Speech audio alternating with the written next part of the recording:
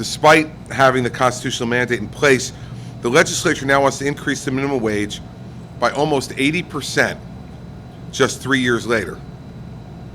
Approval of Assembly Bill 15 would not only bring New Jersey's minimum wage to $15 an hour by 2021, but under the ill-advised constitutional amendment put into place 3 years ago, it would also continue to rise annually there forward based upon the CPI, which is why I believe we never should have put the CPI in the first place.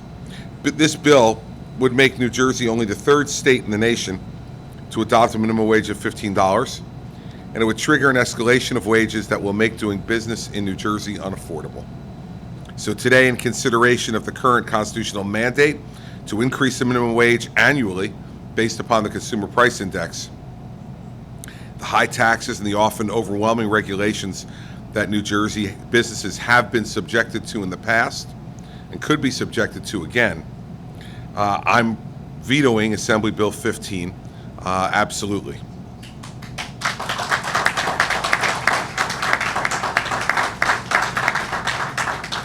While the bill's proposed increase surely is responsive to the demands of Democratic legislators' political patrons, it fails to consider the capacity of businesses, especially small businesses like Pennington Market, to absorb the substantially increased labor costs it will impose.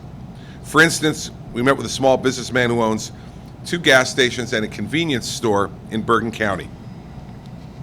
He told us that the minimum wage increase would nearly double his payroll from $380,000 to $680,000.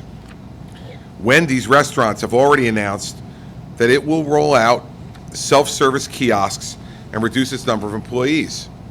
There's a Wawa down the road here on 31 that I go to and have gone to for all the years that I've been governor. When I first became governor, before the last minimum wage increase, there were 4 registers you could check out in, and each one of them was manned by an employee. There are still 4 there now. I just stopped there to make sure on the way here.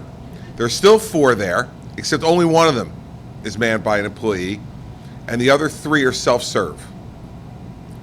Those are 3 employees who used to work there, who don't work there anymore. If you go to Panera, you see now that the minimum number of people are employed there, and only those people, 1 person at the register in most of them, and the rest of them are people who are preparing food, and the other ones are self-serve kiosks. That's the wave of the future if we continue to do this type of really radical increase in the minimum wage.